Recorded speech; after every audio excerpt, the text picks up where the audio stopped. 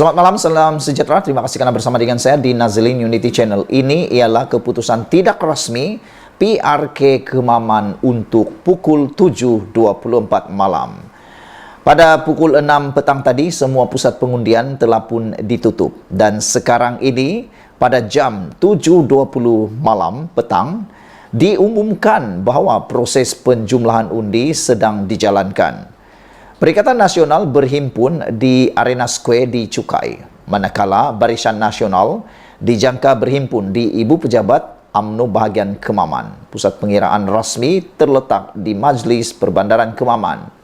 Tepat 7.24 malam ini, keputusan secara tidak rasmi telah pun diketahui dengan sekarang ini calon Perikatan Nasional iaitu Ahmad Samsuri sedang mendahului dengan undi sebanyak 4.819 undi. Manakala Barisan Nasional pula sedang ketinggalan dengan hanya mendapat 2.150 undi. Saudara-saudara sekalian, dengan keputusan terkini ini, nampaknya Perikatan Nasional sedang mendahului dengan majoriti sebanyak 2.000 dan kita belum dapat keputusan rasmi daripada mana pengundian ini ataupun peti undi diterima untuk yang pertama kali ini. Kerana setakat ini secara tidak rasmi calon Perikatan Nasional iaitu Menteri Besar Terengganu sudah mendapat undi sebanyak 4.819 manakala Barisan Nasional sebanyak 2.150 undi. Walau bagaimanapun, ada netizen yang menulis mengatakan Perikatan Nasional bakal menangis di Kemaman. Sejauh mana ia berlaku, kita tunggulah sehingga pengundian ataupun jumlahan undi selesai pada malam ini. Ikuti terus ulasan selepas ini. Jangan lupa tinggalkan komen Anda. Kita jumpa lagi. Bye-bye. Selamat malam, salam sejahtera. Terima kasih karena bersama dengan saya di Nazlin Unity Channel. Ini keputusan tidak rasmi secara langsung saya umumkan kepada Anda tepat 7.37 malam.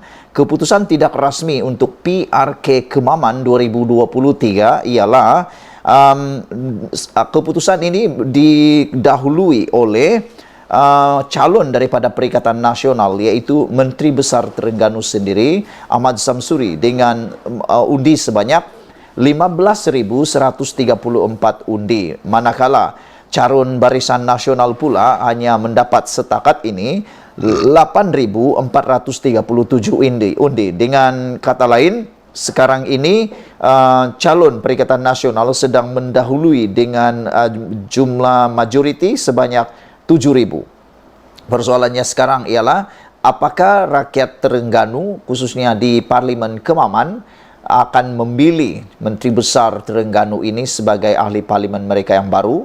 Ikuti terus kupasan dan ulasan selepas ini. Kita jumpa lagi. Malaysia kita punya, kita juga sama-sama cintai Malaysiaku. Bye-bye. Selamat datang, salam sejahtera. Terima kasih karena bersama dengan saya di Nazlin Unity Channel. Saudara-saudara sekalian, saya dikejutkan dengan keputusan terkini PRK Kemaman yang baru diumumkan oleh rakan-rakan tadi. Saudara-saudara sekalian, mereka menyatakan bahawa PRK Kemaman mungkin akan dimenangi sepenuhnya oleh calon Barisan Nasional daripada UMNO. Mereka menyatakan bahawa sekarang ini pada pukul 4 petang sudah seramai lebih kurang 55% pengundi turun mengundi dalam keadaan hujan lebat mula turun. Kena diramalkan bahawa hujan lebat akan turun di Kemaman. Ada beberapa indikator yang muncul di sana, kata laporan media tadi. Ini menunjukkan bahawa rakyat di Kemaman ingin mengubah keadaan di Kemaman, kata mereka, sehingga walaupun dalam keadaan cuaca yang sangat tidak mengizinkan, mereka tetap datang mengundi. Mereka kata, penganalisis politik yang ada di sana mengatakan bahawa muncul keinginan orang-orang daripada Kemaman ingin mengubah keadaan yang ada di Kemaman. Kerana seperti yang telah saya bacakan baru-baru ini, beberapa ketua penoroka yang ada di Kemaman telah menyatakan bahawa mereka sudah lama tertinggal kemajuan dan sudah lama beberapa bentuk manajemen yang kurang atau lemah berlaku di kawasan mereka sejak kerajaan terkini memerintah di sana. Ada yang mengatakan bahwa dewan mereka tidak diselenggara lagi, bahkan banyak pembangunan yang tertinggal dan terbiar.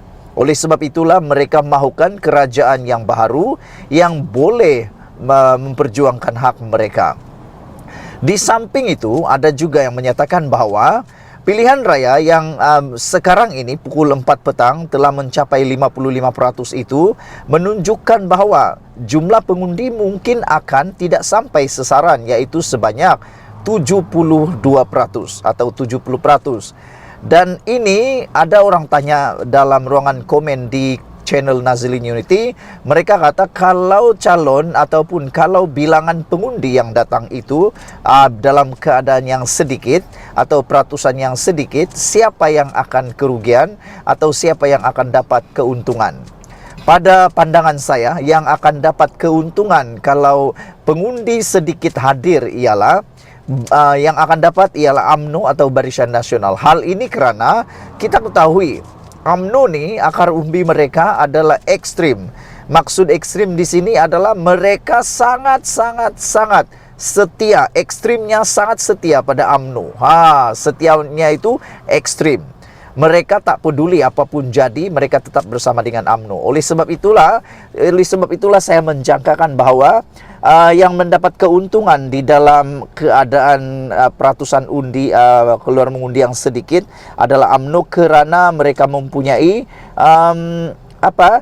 akar umbi yang sangat setia kepada mereka. Jadi yang keluar mengundi itu saya percaya mereka ialah daripada UMNO dan Barisan Nasional berbanding Perikatan Nasional. Selain daripada itu, tidak mustahil Menteri Besar Terengganu itu boleh dikalahkan kerana naratif yang dibawa oleh calon Barisan Nasional amat relevan. Antaranya ialah mereka kata bagaimana Ahmad Samsuri dapat mentadbir Parlimen Kemaman yang sangat besar dengan jumlah penduduk yang layak mengundi sahaja sudah mencecah 140,000 orang pengundi, dengan jawatan Samsuri sebagai ahli Dewan Undangan Negeri dan Menteri Besar pula. Mereka bertanya, bagaimana Sanusi dapat mentadbir kawasan tersebut? Walaupun naratif mereka katakan bahawa Samsuri akan menjadi Perdana Menteri, namun nak jadi persoalan di sana ialah bilakah Ahmad Samsuri boleh jadi Perdana Menteri? Kalau pada waktu ini adalah keuntungan manfaat, tapi kalau 4 tahun lagi, buat apa? Kata mereka, lebih baik undi kerajaan, kerana sekarang ini kalau mereka undi kerajaan mempunyai manfaat yang lebih besar.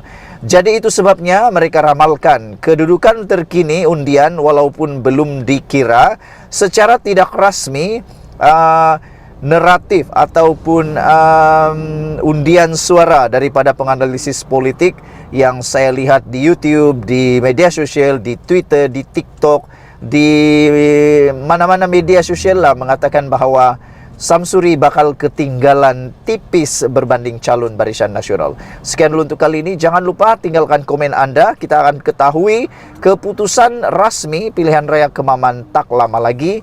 Pukul 6 petang undian akan kertas undi akan mulai dibuka dan undi akan dikira. Sekian dulu Malaysia kita punya. Kita jaga sama-sama, cintai Malaysiaku. Bye-bye.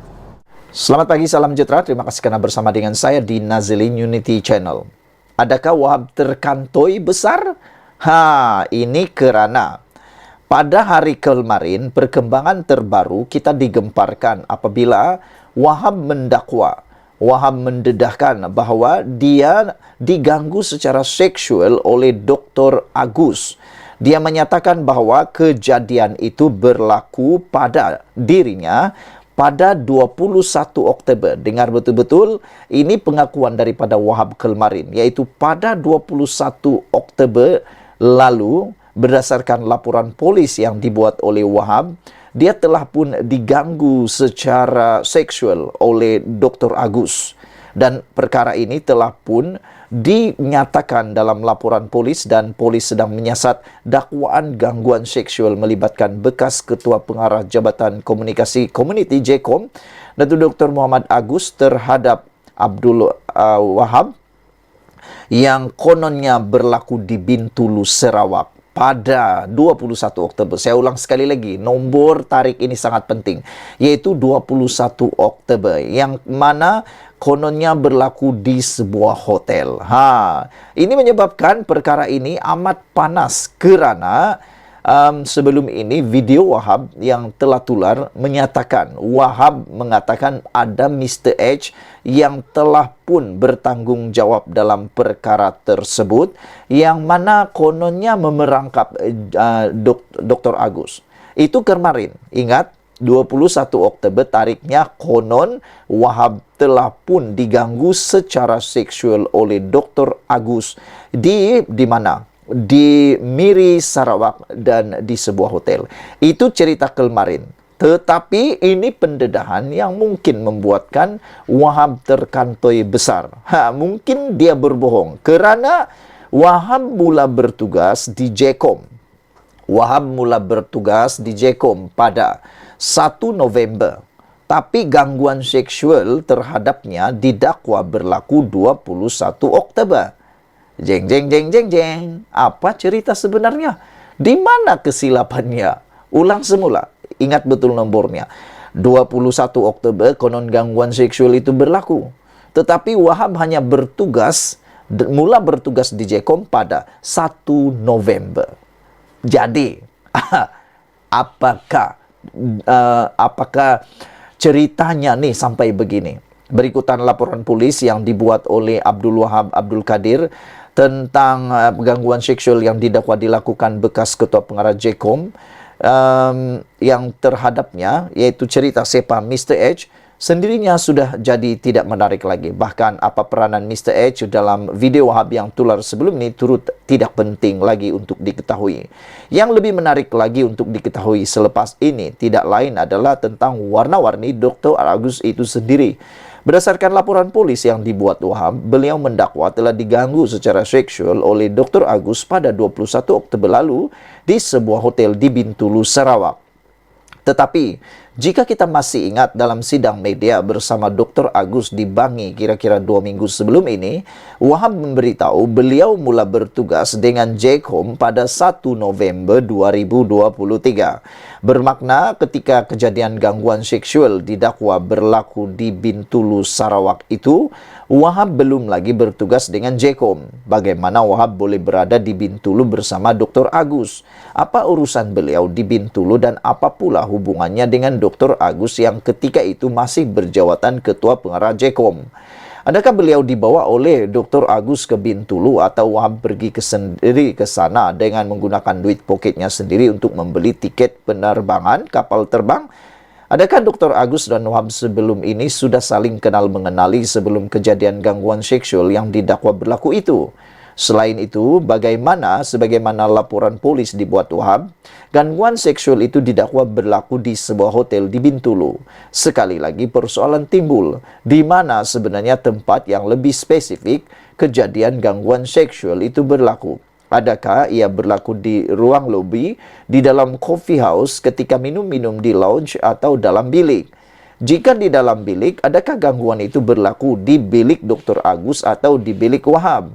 Atau mereka berkongsi bilik sama? Kemudian daripada itu, oleh kerana Wahab sendiri mengatakan beliau mula bekerja di JKOM pada 1 November 2023. Bagaimana sebenarnya proses pengambilannya bekerja di JKOM? Ikut proses biasa atau laluan istimewa? Apakah pengambilannya bekerja di JKOM ada kaitan pula dengan kejadian gangguan seksual yang didakwa berlaku 21 Oktober itu? Oleh kerana pihak polis sebagaimana dinyatakan oleh Ketua Polis Negara Razarudin Husin telah membuka kertas siasatan di bawah Seksyen 354 Kanun Keseksaan kerana mencabul dan Seksyen 377D adalah kesalahan melanggar kesopanan, nampaknya banyak soalan tambahan pula ditanyakan kepada Dr. Agus dan juga Wahab. Terutama kepada Dr. Agus yang memegang jawatan penting dalam kerajaan Madani pimpinan Anwar Ibrahim ketika kejadian gangguan seksual itu didakwa berlaku. Keterangan beliau dan kesediaannya berkata benar ketika disiasat polis adalah amat mustahil lagi. Tidak mustahil juga dalam proses siasatan polis nanti lebih banyak lagi terbongkar cerita-cerita pelik dan menarik. Bukan saja untuk tatapan pemikiran, tetapi juga sebagai pengajaran kepada kita semua. Sekian dulu untuk kali ini. Jangan lupa tinggalkan komen Anda, tekan butang subscribe. Malaysia kita punya, kita jaga sama-sama. Cintai Malaysiaku. Bye-bye. Selamat pagi, salam sejahtera. Terima kasih karena bersama dengan saya di Nazilin Unity Channel. Ada spekulasi konon menyatakan 10 ahli parlimen kerajaan bakal menyokong Perikatan Nasional. Ini sebabnya kita membantah. Ini sebabnya kita menafikan dakwaan itu. Faktor pertama ialah yang tidak akan menyebabkan perkara ini menjadi ialah Dr. Ashraf Wajdi Dusuki telah pun mendedahkan bahawa bon kesetiaan RM100 juta telah dimeterai antara parti dan ahli-ahli Parlimen Barisan Nasional untuk kekal setia. Sekiranya spekulasi wakil rakyat mereka bakal berpaling tada. Saudara-saudara sekalian, Dr. Ashraf Wajdi Dusuki mengatakan bahawa sesiapa ahli Parlimen UMNO yang mahu berpaling tada menyokong Perikatan Nasional, mereka akan dikenakan bon denda sebanyak 100 juta. Saudara-saudara sekalian, apa yang dikatakan ini memang amat-amat bertepatan dan amat-amat sesuailah untuk situasi panas politik sekarang. Tindakan UMNO menyatakan syarat ini 100 juta ringgit. Kalau berpaling tada, denda 100 juta ringgit ini sebenarnya bukan sekadar menyelamatkan UMNO, bukan sekadar menyelamatkan Barisan Nasional, tetapi harus kita puji kerana ia dapat menyelamatkan negara, kestabilan negara dapat kita nikmati sehingga pada PRU yang akan datang. Saya pikir semua ahli parlimen, semua parti politik boleh meniru kebijaksanaan UMNO Barisan Nasional ini. Yang mana setiap ahli parlimen yang mahu berpaling tadah menyokong parti yang lain boleh dikenakan denda. Jangankan 100 juta, kenakan 1 bilion lagi sesuai. Ini dapat menyelamatkan negara, dapat menyelamatkan Malaysia, dapat menyelamatkan parti politik. Kalau tidak, sampai bila-bila kita akan berhadapan dengan risiko negara tak stabil. Jadi, dengan kata ini, saya mengatakan kepada Anda bahawa dengar boleh tapi percaya jangan. Itu kata-kata seorang daripada netizen di laman komen ini yang mengatakan bahawa dengar boleh tapi percaya jangan. Apabila spekulasi menyatakan 10 ahli parlimen blok kerajaan bakal beralih sokongan terhadap Perikatan Nasional untuk membentuk kerajaan baru adalah sebenarnya satu igauan semata-mata, mimpi di tengah hari kata mereka, dan dengar boleh tapi percaya jangan kata netizen lagi. Antara sebab yang mengukuhkan alasan netizen untuk tidak percaya terhadap spekulasi ini sudah saya nyatakan tadi, yaitu apabila bon kesetiaan RM100 juta telah dikenakan terhadap semua ahli parlimen UMNO. Dan harus kita ingat juga, dalam Parti Pakatan Harapan, yaitu PKR, buktinya sudah ada. Zuraida Kamarudin telah dikenakan denda 10 juta ringgit kerana beralih sokongan semasa langkah Sheraton. Dan dia telah kalah. Mahkamah telah menyatakan beliau perlu membayar 10 juta ringgit terhadap PKR. Ini juga salah satu faktor yang kita tak boleh percaya berlaku 10 orang ahli parlimen bakal menyokong Perikatan Nasional. Kalau nak cakap dari Sabah dan Sarawak, jauh sekali lah untuk kita percaya. Kerana mana mungkin daripada Sabah nak menyokong Perikatan Nasional, sedangkan orang di Sabah sekarang menikmati peruntukan yang sangat tertinggi dalam sejarah. Begitu juga dengan Sarawak, sudah memperoleh timbalan Perdana Menteri.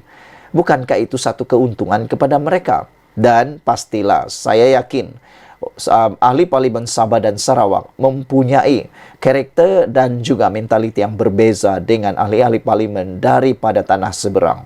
Mereka ni mempunyai pemikiran yang berbeza, mempunyai cara berpolitik yang berbeza. Yang menguntungkan itu yang diikut. Ada banyak bukti sudah, khususnya di Sabah. Mana yang menguntungkan itu yang diikut. Jadi sekarang ini yang menguntungkan ialah Pakatan Harapan, Kerajaan Perpaduan sekarang. Di samping itu, Anwar juga telah berjaya mengutarakan banyak janji untuk ME63 bagi Sabah dan Sarawak. Sekian dulu untuk kali ini. Jangan lupa tinggalkan komen Anda, tekan butang subscribe. Kita jumpa lagi. Selamat petang, salam sejahtera. Terima kasih karena bersama dengan saya di Nazilin Unity Channel. Yang ini hampir tak boleh kita percayai, tapi boleh juga membuatkan kita tergempar. Dengan tajuk di Sinar Harian mengatakan, lebih 10 ahli parlimen kerajaan bakal sokong Perikatan Nasional. Yang kita nak ulas sebenarnya bukan sekadar betul atau tidak, tetapi kenapa tiba-tiba pula berkurang? Dulu kata 30, sekarang tinggal 10, lama-lama tinggal 2. Dan yang lebih hairan lagi, dari dulu sampai sekarang, sudah setahun. Nah, setahun dah kita dengar kononnya ada ahli parlimen kerajaan yang bakal menyokong dan menyokong Perikatan Nasional. Mereka kata dulu ada 30, ada 30, ada 30, ada 30. Tapi sampai ke hari ini, dah setahun Anwar Ibrahim menjadi Perdana Menteri, dah setahun kerajaan perpaduan ini berjalan dengan lancar dan mantap, masih belum lagi satu pun ahli parlimen menyokong Perikatan Nasional. Adakah ini hanya sekadar igauan mimpi mereka semata-mata? Adakah ini hanya mereka mengangan-angankan? Anwar Ibrahim tak pernah cakap pun.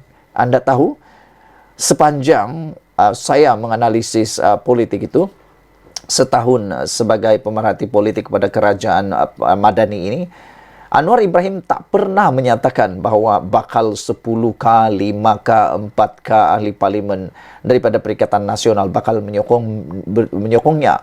Tetapi apa yang berlaku terjadi pula. Tak pernah cakap, tapi jadi pula. Tapi Perikatan Nasional dah banyak kali cakap cukup nombor lah, macam-macam lah, dan nak menjumpa dengan Agong lah. Tapi sehingga ke hari ini, naratif itu hanya tinggal naratif, tidak menjadi kenyataan. Hanya seakan-akan mengelirukan para pengundi mereka sendiri. Bahkan ada netizen kata, tindakan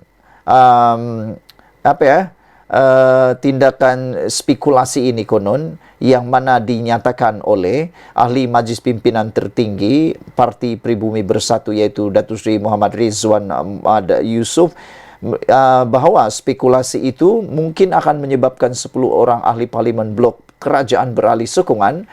Ini hanya sekadar jaga hati, kata netizen. Dan ialah saya secara pribadi pun terfikir juga, pernyataan ini adalah satu fakta yang tidak benar. Ianya hanya fakta untuk menyedapkan hati dan untuk menakut-nakutkan Anwar. Tapi Anwar tak pernah takut pun.